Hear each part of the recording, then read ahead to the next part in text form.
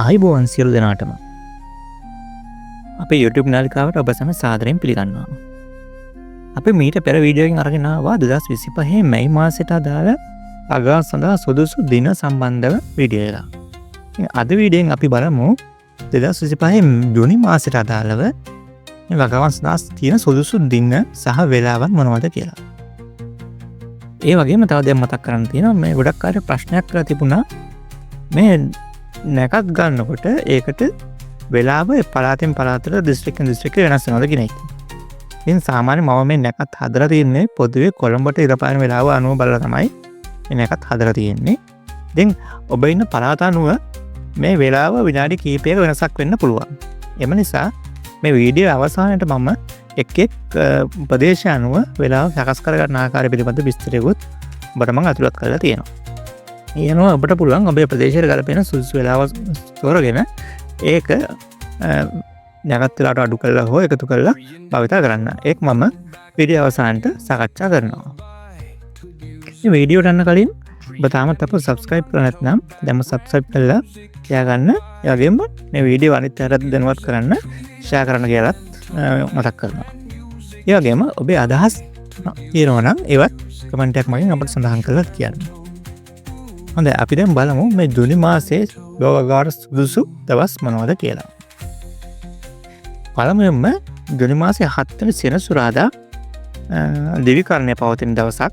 ඉතින් එදා දවසේ ඔයාලට කොළඹ වර්ග සඳහා තමයි සුදුසු වෙන්නේ සෙනසුරාදා දවසක් නිසා ඔයාලට සුබ වේලාව විදියට උදේ 9:54 ඉඳලා 10:54 දක්වා කාලයක් 11:54 සිට 12:54 දක්වා කාලයක් සවස් 4:54 සිට 5:54 දක්වා කාලයක් සුබ වේලාවන් විදියට හඳුන්වා දෙන්න පුළුවන්. ඉතින් මේ දවසේ සුබ දිශාව විදියට බස්නාහිර දිශාව සලකන්න පුළුවන්.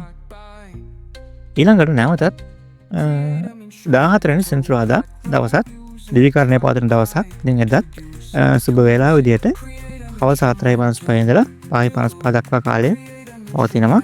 ඉතින් සුබ දිශාව විදියට නැවතත් බස්නාහිර දිශාවම භාවිතා කරන්න පුළුවන්. ඊළඟට 15 වෙනි ඉරිදා දිවිකරණය පවතින දිනයක් විදිහට සලකන්න පුළුවන්. ඒ දවසේ මුල් වලින් ප්‍රයෝජන ගන්න භෝග වර්ග සිටවන්න අපිට මේ දවසේ යොදා ගන්න පුළුවන්. මේ දවසේ සුබ වේලාවන් විදිහට උදේ 6:55 ඉඳන් 7:55 දක්වා කාලයක් 8:55 ඉඳන් 9:55 දක්වා කාලයක් හවස 1:55 ඉඳලා 2:55 දක්වා කාලයක් භාවිතා කරන්න පුළුවන්. ඒ වගේම සුබ දිශාව විදිහට දකුණු දිශාව භාවිතා කරන්න පුළුවන්. නැවත 17 වෙනි අඟහරුවාදා දවසත් සිංහකරණය පවතින දවසක්. ඒ දවසේ අලභෝග වර්ග සඳහා තමයි ගොඩාක්ම සුදුසු වෙන්නේ. ඉතින් මේ දවසේ සවස් 2:56 ඉඳලා 3:56 දක්වා කාලය සහ සවස් 4:56 ඉඳලා 5:56 දක්වා කාලය මේ වගාව සඳහා සුදුසු වේලාවක් විදිහට සඳහන් කරන්න පුළුවන්. මේ දවසේ සුබ දිශාව විදිහට නැගෙනහිර දිශාව භාවිතා කරන්න පුළුවන්. නැවත 18 වන බදාදා දවස සිංහකරණය පවතින දවසක්. ඉතින් මේ දවසේ කොළඹ භෝග සඳහා තමයි වඩා සුදුසු වෙන්නේ. මේ දවසේ උදේ 6:56 ඉඳලා 7:56 දක්වා කාලයක් 11:56 ඉඳලා 12:56 දක්වා කාලයක් ඔබට භාවිතා කරන්න පුළුවන්. සුබ දිශාව විදිහට නැවතත් නැගෙනහිර දිශාව භාවිතා කරන්න පුළුවන්. ඊළඟට ජූනි 21 වන සෙනසුරාදා දිවිකරණය පවතින දිනයක්. ඉතින් මේ දවසේ උදේ 9:57 ඉඳලා 10:57 දක්වා කාලයක් 11:57 ඉඳලා 12:57 දක්වා කාලයක් 4:57 ඉඳලා 5:57 දක්වා කාලයක් භාවිතා කරන්න පුළුවන්. මේ සෙනසුරාදා දවසක් නිසා කොළඹ වර්ග සඳහා මේ දවස වඩා සුදුසු වෙනවා. ඉතින් සුබ දිශාව විදිහට බස්නාහිර දිශාව භාවිතා කරන්න පුළුවන්.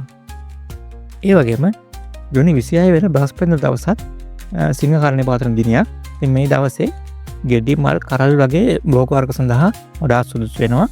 මේ දවසේ උදේ 8:58 ඉඳලා 9:58 දක්වා කාලයක් 10:58 ඉඳලා 11:58 දක්වා කාලයක් සුබ වේලාවන් විදිහට හඳුන්වා දෙන්න පුළුවන්. මේ දවසේ සුබ දිශාව විදිහට උතුරු දිශාව භාවිතා කරන්න කියලා මතක් කරනවා. අවසාන වශයෙන් ජූනි මාසයේ 29 වෙනි ඉරිදා දවස දිවිකරණය පවතින දිනයක්. ඉතින් අපට මේ දවසේ උදේ 9:19 ඉඳලා 9:58 දක්වා කාලයක් හවස 1:58 ඉඳලා 2:58 දක්වා කාලයක් 3:58 ඉඳලා 4:58 දක්වා කාලයක් අපගේ භෝග වර්ග සඳහා භාවිත කරන්න පුළුවන්. ඉතින් මේ ඉරිස් දවසක් නිසා මුල් වලින් භෝජන කරන භෝග සිටුවීමෙන් ඔබට වඩාත් ප්‍රතිඵලදායක ලබා ගන්න පුළුවන්. ඉතින් මේ දවසේ සුබ දිශාව විදිහට දකුණු දිශාව භාවිත කරන්න පුළුවන්. අපි දැන් බලමු මේ වීඩියෝවේ මම ආරම්භයේ සඳහන් කරපු විදිහට මේ එක් ප්‍රදේශයන්ම වේලාවන් වෙනස් වෙන්නේ කොහොමද කියලා. මම දැන් මෙහි සඳහන් කරනවා වේලාවන් සමහර පළාත්වලට ඍණ විදිහට සඳහන් වෙනවා, සමහර පළාත්වලට ධන විදිහට සඳහන් වෙනවා. ඉතින් ධන විදිහට සඳහන් වෙන පළාත්වල වේලාව මම ඉහ සඳහන් කර වේලාවට එකතු කර ගැනීමට ඍණ විදිහට සඳහන් කරපු දැන් ඒ කලින් වෙලාවෙන් අඩු කිරීමටත් භාවිත කරලා ඔබට යොදා ගන්න පුළුවන්. මුලින්ම අපි බලමු බස්නාහිර පළාත. බස්නාහිර පළාත ගත්තොත් කළුතර ප්‍රදේශයේ වේලාව තත්පර 28ක අඩුවක් තියෙනවා. ඒකට ඔයාලට මේ ඍණ තත්පර 28ක් විදිහට තමයි සඳහන් වෙන්නේ. එතකොට මේ ඍණ තත්පර 28 නිසා අර මුලින් වෙලාවේ මේ වෙලාව අඩු කරලා ඔයාලට භාවිත කරන්න පුළුවන්. ඒ වගේම අලුත්ගමදී ඍණ තත්පර 36ක්, අතුගමදී විනාඩියේ තත්පර 4ක කාලයක්, හොරණදී ඍණ තත්පර 48ක කාලයක්, ගම්පහදී ඍණ තත්පර 36ක කාලයක්, අවිස්සාර ප්‍රදේශයේදී ඍණ 1යි තත්පර 24ක කාලයකුත් පවතිනවා. ඉතින් මේ සියලුම වෙලාවන් ඔබට මුල වෙලාවෙන් අඩු කරලා තමයි භාවිත කරන්න තියෙන්නේ. දකුණු පළාත ගත්තත් මුළු පළාතෙම වෙලාවන් ඊට ඍණ විදිහට තමයි සඳහන් වෙන්නේ. එතකොට මේ හැම එකම මුල වෙලාවෙන් අඩු කරලා තමයි භාවිත කරන්න වෙන්නේ. අපි බලමු අම්බලන්ගොඩදී තත්පර 52යි, එක්කඩුවේදී විනාඩියයි, ගාල්ලදී විනාඩියයි තත්පර 28යි, මාතරදී විනාඩි 2යි තත්පර 48යි, සංගල්ලදී විනාඩි 3යි තත්පර 44යි, හම්බන්තොටදී විනාඩි 5යි තත්පර 4යි, තිස්ස මහරාමේදී විනාඩි 5යි තත්පර 44ක කාලයක් අඩු කරලා තමයි ඔබ වෙලාව සකස් කරගත යුත්තේ. අපි දැන් බලමු ඌව පළාතට. ඌව පළාත ගත්තොත් කතරගමදී විනාඩි 5යි තත්පර 56කුත්, වැල්ලමාලදී විනාඩි 5කුත්, මොනරාගලදී විනාඩි 6කුත්, මහියංගනේදී විනාඩි 4යි තත්පර 36කුත්, බදුල්ලදී විනාඩි 4යි තත්පර 48කුත් අඩු කරලා තමයි ඔයාලා භාවිත කරන්න ඕන මම මුලින් සඳහන් කරපු වෙලාවේ. ඊළඟට මධ්‍යම පළාතට ආවොත් මධ්‍යම පළාත 69 වලදී විනාඩි 3කුත්, මහනුවරදී විනාඩි 3යි තත්පර 8කුත්, කඩුගන්නාදී විනාඩි 2යි තත්පර 44කුත්, මාතරේදී විනාඩි 3යි තත්පර 8කුත්, ගම්පලදී විනාඩි 2යි තත්පර 56කුත්, නාවලපිටියදී විනාඩි 2යි තත්පර 44කුත්, දඹුල්ලදී විනාඩි 3යි තත්පර 16කුත් අඩු කරලා ඔයාලට භාවිත කරන්න පුළුවන්. රබරගම පළාතේදී කලවාන ප්‍රදේශයේදී විනාඩි 2යි තත්පර 12කුත්, රත්නපුරේදී විනාඩි 2යි තත්පර 12කුත්, බලංගොඩදී විනාඩි 3යි තත්පර 24කුත් අඩු කරලා ඔයාලට භාවිත කරන්න පුළුවන්. වයඹ පළාත ගත්තොත් වයඹ පළාත කුරුණෑගලදී විනාඩි 2යි තත්පර 8ක කාලයක් අඩු කරලා භාවිත කරන්න පුළුවන්. ඒ වගේම පුත්තරම සහ කල්පිටිය ප්‍රදේශවලදී පුත්තරමදී විනාඩි තත්පර 4ක කාලයක් එකතු කිරීම, කල්පිටියේදී තත්පර 12ක කාලයක් එකතු කිරීම, පලාවතීදී තත්පර 12ක කාලයක් එකතු කරලා ඔයාලට භාවිත කරන්න පුළුවන්. එතකොට රඹුක්කනදී විනාඩියේ තත්පර 16ක් අඩු කරලා, මැල්සිරිපුරදී විනාඩි 2යි තත්පර 44ක් අඩු කරලා, නිකවරටීදී විනාඩි 1යි තත්පර 4ක් අඩු කරලා භාවිත කරන්න පුළුවන්. දැන් සඳහන් කරපු වෙලාව හැම එකෙම පුත්තලම කල්පිටිය හලාතු විතරයි වෙලාවක් එකතු කිරීමට තිබෙන්නේ. අනිත් හැමතේම වෙලාව අඩු කරලා තමයි භාවිත කරන්න තියෙන්නේ. ඊළඟට අපි උතුරු මැද පළාතට ගියොත් උතුරු මැද පළාතේ අනුරාධපුරයේදී විනාඩි 2යි තත්පර 16කුත්, පොළොන්නරුවේදී විනාඩි 4යි තත්පර 26කුත්, කැකිරාවේදී විනාඩි 3යි තත්පර 4කුත්, තලාවේදී විනාඩි 2යි තත්පර 4කුත්, මිහින්තලයේදී විනාඩි 2යි තත්පර 40කුත්, හිඟුරක්ගොඩදී විනාඩි 7යි තත්පර 20කුත් අඩු කරලා පාවිච්චි කරන්න පුළුවන්.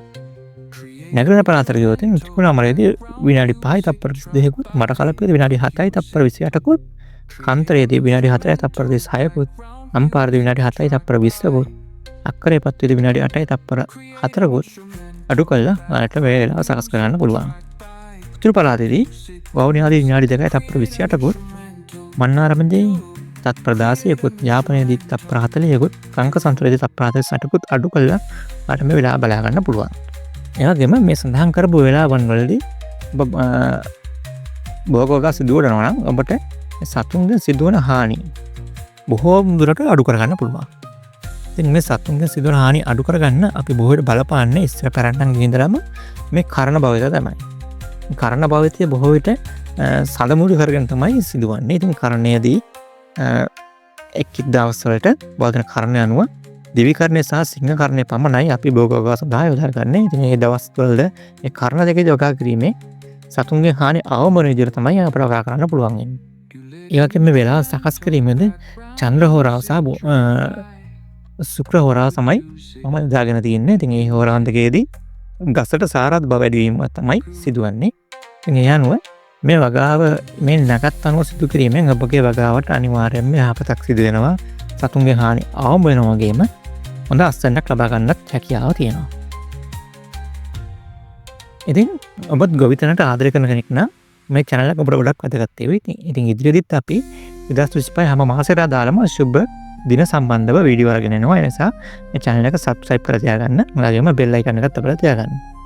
ඒ වගේම ඉදිරියට අපි බලාපොරොත්තු වෙනවා මේ අවුරුද්ද පුරා පවතින ද්විපුෂ්කර සහ ත්‍රිපුෂ්කර යෝග සම්බන්ධව ඔබ දැනුවත් කරන්න. ඒ වගේම ගොවිතැන සම්බන්ධ විශේෂයෙන්ම දී ගොවිතැන සම්බන්ධව වගා කාලසටහනක් ලබා දෙන්න අපි බලාපොරොත්තු වෙනවා මේ ඉදිරි කන්නවලදී. ඉතින් ඒ නිසා අපිත් එක්ක ඉඳලා රැඳෙන්න ඉල්ලනවා. ඥාතත් සුබ නගරයක් කරගෙන ඥාතත් අපි හමු වෙතෙක් ඔබ සැමටම සුබ දවසක්.